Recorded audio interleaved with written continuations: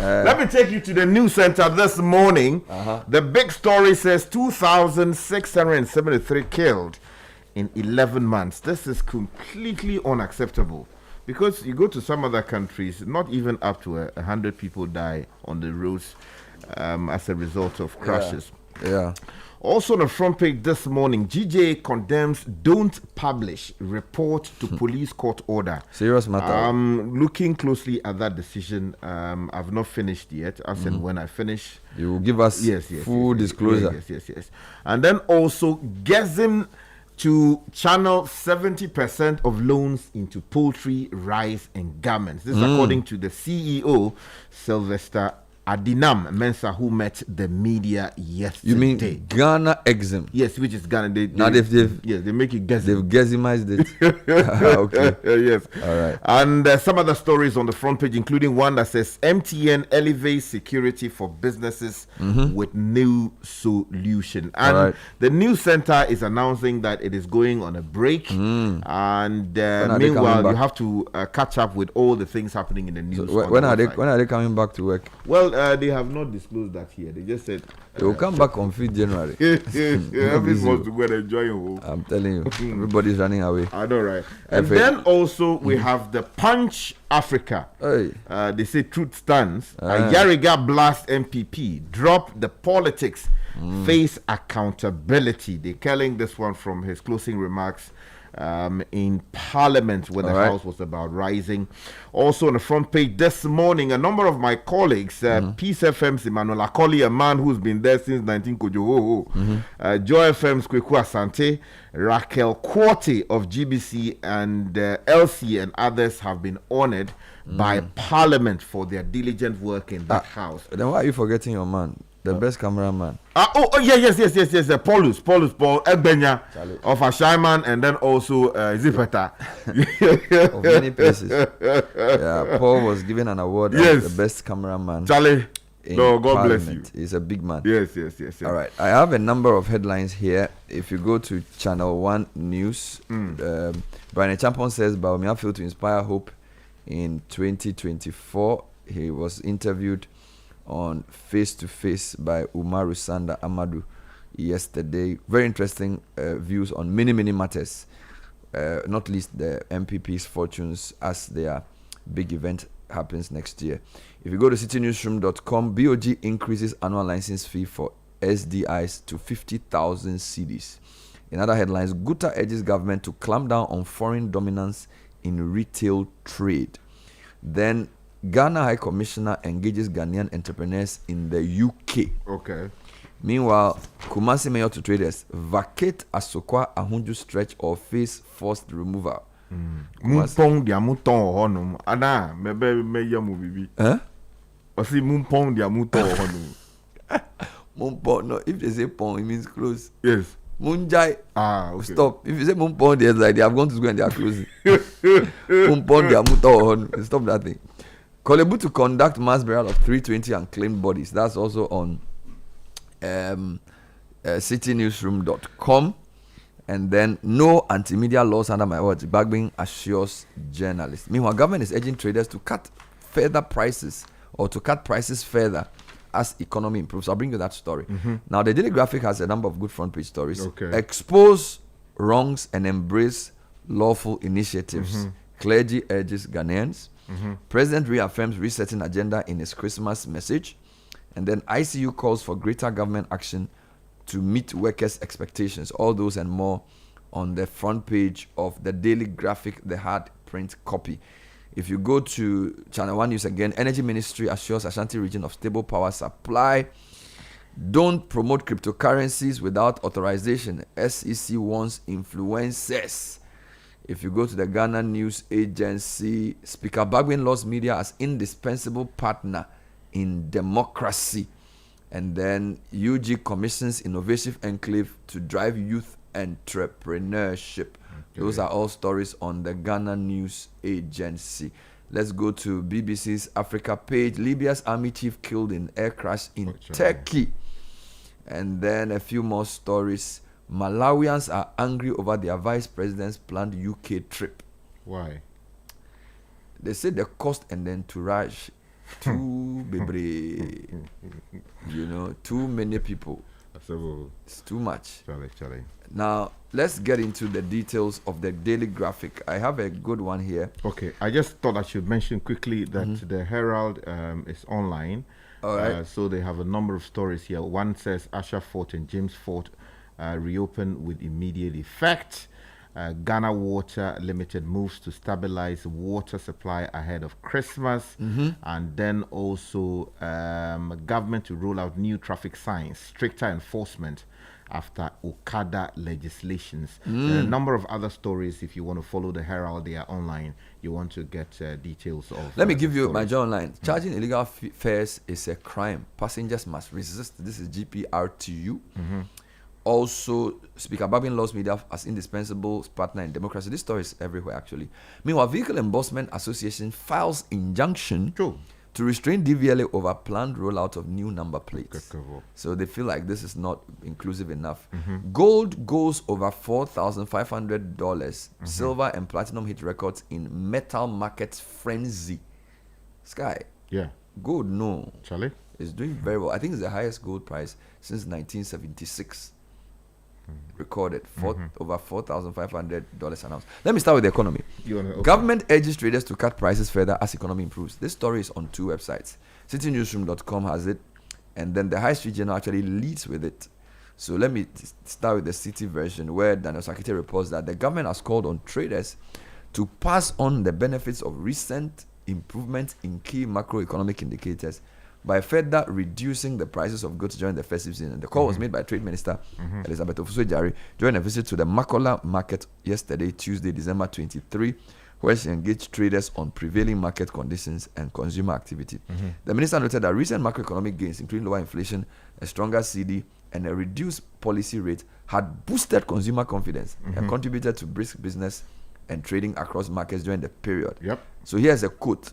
The president has asked me to come and wish the market well. Thank you. And to check how the economy is being reflected in the market. We all know that inflation is low. The cedi has become strong and the policy rate has reduced. So we have to see how that reflects in the pockets of the average Ghanaian. Thank you. I agree with that. Yes. Ms. Ofosu-Adjare, actually Mrs. Ofosu-Adjare said she was encouraged by feedback from traders who reported increased business activity and market conditions. The minister appeal to traders to continue reducing prices to enable consumers to fully enjoy the benefit of the improving economy. This one, we will say like the people, Zion. Bernard. Yeah, it's a very good story. Now, the High Street Journal also leads with it. It says, government seeks to turn macro stability into consumer relief at Okanshi and Makola. So she's photographed and flanked by the mayor of Accra, Bakbo, and Clement Boateng, who's the president of Guta. So this is basically the story, and they show her interacting with all the market people and wishing them well ahead of the Christmas. Okay, beautiful. Still talking about the economy, let me take you to a bank that is playing a crucial role in how we deepen industrialization and the activities of small and medium-scale enterprises across the country. The News Center has that story on page 3 of the paper. Is by Elvis Dako. Says 30% of GESIM's 1.5 billion Ghana cedis exposure is NPL. This is according to the CEO, Sylvester Adina Mensah, Chief Executive Officer of the Ghana Export Import Bank. GESIM has disclosed that the bank is grappling with a total credit exposure of about 1.5 billion Ghana cedis, with close to 30% of that amount currently classified as non-performing loans. A development, he admits, poses serious risks to the bank's balance sheet, reputation, and long-term sustainability if not decisively addressed. Now, speaking at an end-of-year media engagement in Accra, Mr. Mensah explained that the exposure should not be misconstrued as losses already incurred. Now, rather, it represents credit facilities extended to clients across strategic sectors of the economy, some of which have stalled due to governance weaknesses, poorly timed disbursements, incomplete project execution, and in some cases, the outright refusal of borrowers to honor repayment obligations. Now, he stressed, however, that the scale of the non-performing loans has heightened the urgency for a comprehensive reset of the bank's lending philosophy, risk controls, and recovery recovery mechanisms. And yesterday he spoke brilliantly about what exactly the bank is doing to actually recover all the monies that they have actually put out there. There are some other stories in the newspaper this morning, including one that says GJA condemns don't publish report to police court order. That story is on page 8 of the newspaper. It didn't even get a lot of coverage, but I think people are now waking up to the realization of the seriousness of such a judgment. Exactly. It's a High Court decision, and the story says the Ghana Journalists Association has strongly condemned the recent High Court decision, which it says poses a serious threat to free speech, media independence, and the fight against corruption in Ghana, warning that the decision could fundamentally undermine investigative journalism and the public's right to know. Now, speaking at the third GJA dinner night in Accra, the president of the association, Mr. Albert Kwabena Jumfo, described the decision by Justice Nana Brew of the High Court, the Human Rights Division 2, as a dangerous departure from constitutional principles that govern freedom in this press freedom in this country. Now, the decision suggests that when journalists obtain information deemed to be of public interest, they should refrain from publishing it and instead submit the information to state institutions such as the IOCO, the police, or other security agencies for investigation on the grounds that publication may amount to an invasion of privacy. I disagree fundamental with that reasoning, but I am still looking at the decision. And when I finish with it, I'll tell him my piece of mind. Let me come back. Otherwise, Bernard, quickly. All right.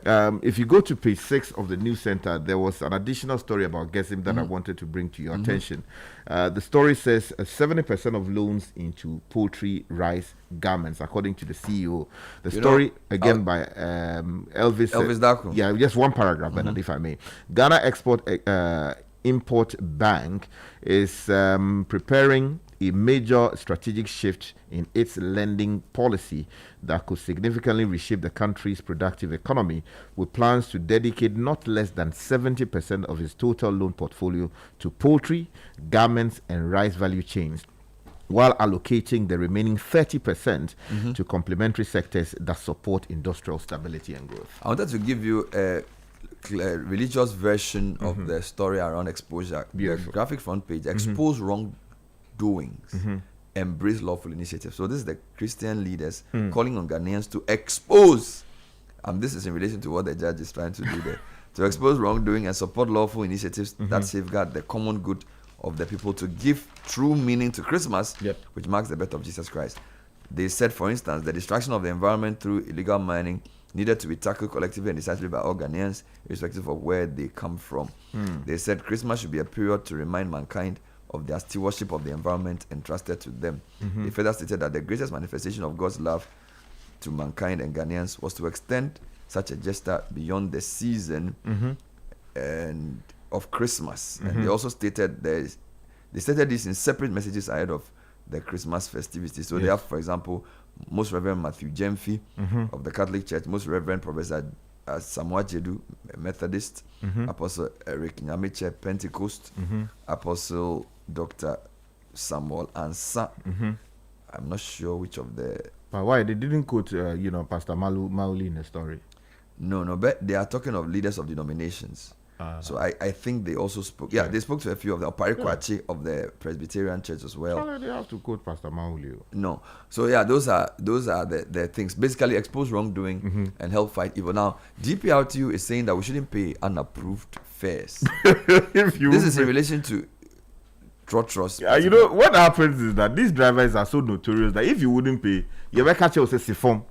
They are saying that we should all stand our ground, so we should collectively resist. Now, the GPRTU, which is the Ghana Private Road Transport Union, is urging passengers to resist paying fares above the approved rate, stressing that any unauthorized increase by drivers is illegal and punishable under the law. I think what should be done is to report those drivers to the police and have them prosecuted for stealing. Yeah, PR officer of the union, Abbas Imro, made the appeal in an interview on ChannelOne News yesterday, highlighting the need for both operators and passengers to strictly adhere to fare regulations. He explained that any adjustment to fares is always formally communicated to the public to ensure everyone is informed, and urged security agencies and the law enforcement to take action against operators who violate approved rates. Yes, let me take you now to a story in the News Center, page 2.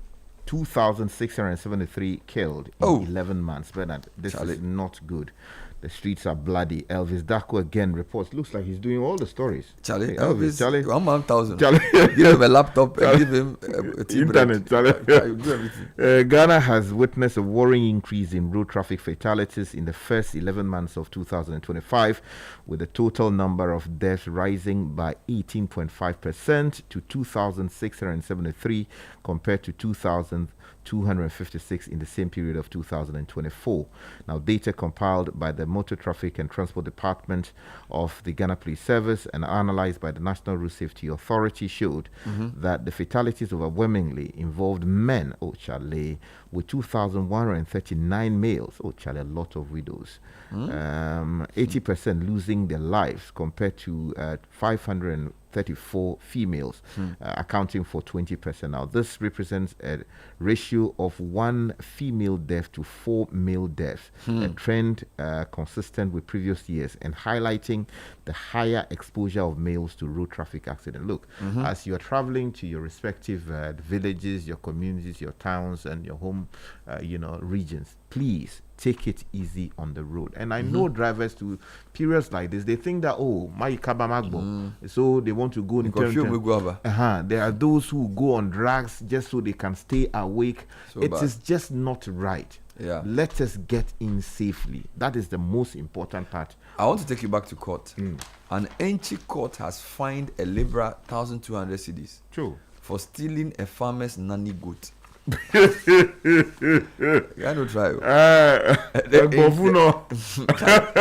Enchi District Magistrate in Western North Region has fined a labourer 1,200 cedis or in default 9 months imprisonment for stealing a 64-year-old farmer's nanny goat valued at 1,500 cedis in Dadiesu. Charlie, the goat is valued at 1,500. Saliba Yusuf, 37, described as a notorious thief in the neighborhood, pleaded guilty to the charge of stealing. Presiding Magistrate Lawrence Buano-Bue convicted Yusuf on his own plea and further ordered him to pay 3,000 cedis in compensation to the complainant, Godfrey Conti. General Sergeant Stephen Ofe Asante told the court that both the complainant and Yusuf resided in Dadiesu, Swaman. On September 11, 9/11, Conti left his 4 goats out for grazing, but one nanny goat failed to return. The complainant reported the matter to the Dadiesu police station and alerted local food vendors to be on the lookout for any strange goat. General Sergeant Asante said on September 15, following a tip of linking Yusuf to the theft, the police monitored him and arrested him while attempting to sell the goat's meat. So he killed the goat. Yusuf was escorted to the police station carrying the goat meat, The carcass. Cautioned, and after investigation was charged and brought before court for stealing. If you will steal a goat, is it a 64-year-old woman's goat you will steal? And you will steal a normal goat, a nanny goat. But I don't know why even the goat was valued at 1,500. They fined him 1,200. Well, I think maybe there's some explanation for that. Maybe they brought an independent value. I don't know. They go to 1,500, or maybe they took the rest of the meat from him. When they caught him, they caught him with the meat. They took the meat and they balanced it. People say people bossy. So thief will see goat when they run away. But you don't say in the night, do you come for the goat? But you see. One try, Charlie. Before we go, you know that today is the 24th day of December 2025. Yes, please. We have a big party happening later this evening. Yeah. All of you who have booked your seats, your chairs, your tables, we know you are properly constituted. And what we want you to do is make sure that woto atari and wato no pali. Mwa to me and call akoto wenu. Go to the market today. Or even order online. Yes, on Matari. But they will still open shop today. Yes, and last minute shop. Nti muko chroma, munkoto white. I've seen somebody's white shirt hanging in the studio. And get ready. Make sure your kambu is white. Everything has to be white. Everything has to be white. It will be. Yes. We will enjoy ourselves. Richard Alaska with a newspaper review.